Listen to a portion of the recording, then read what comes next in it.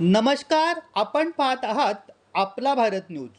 कुळगाव बदलापूर नगर परिषदेच्या सर्वसाधारण सभेत मंजूर करण्यात आलेल्या 463 विषयांप्रकरणी नगरविकास विभागाने ठाणे जिल्हाधिकाऱ्यांना या संपूर्ण प्रकरणाची प्राथमिक चौकशी करून तातडीने अहवाल सादर करण्याचे निर्देश दिले.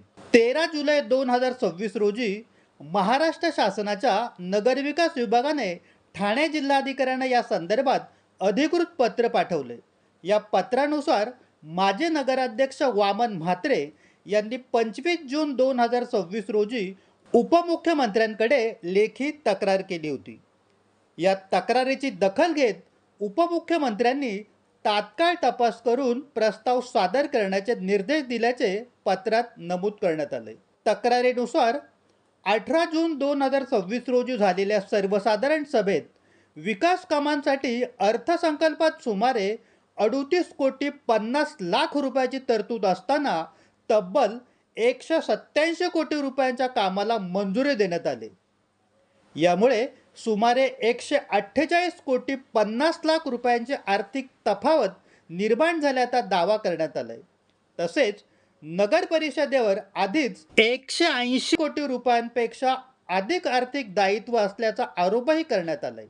याशिवाय प्रभागनिहाय निधी वाटपात असमतोल आणि मुख्याधिकाऱ्यांच्या वित्तीय टिप्पणीकडे दुर्लक्ष झाल्याचेही आरोप तक्रारीत करण्यात आले. या प्रकरणात चौकशी पूर्ण होईपर्यंत संबंधित ठरावाच्या अंमलबजावणीला तात्पुरती स्थगिती देण्याची तसेच दोषी आढळणाऱ्यांवर कायदेशीर कारवाई करण्याची मागणी तक्रारदाराने केली आहे. दरम्यान नगरविकास विभागाने ठाणे जिल्हाधिकाऱ्यांना प्राथमिक चौकशी करून तातडीने अहवाल शासनाकडे सादर करण्याचे निर्देश दिलेत. आता या चौकशी अहवालानंतर शासन पुढे कोणता निर्णय घेते याकडे बदलापूरकरांचे लक्ष लागले. या वृत्तात नमूद करण्यात आलेले आरोप हे तक्रारदारांच्या निवेदनावर आधारित आहेत.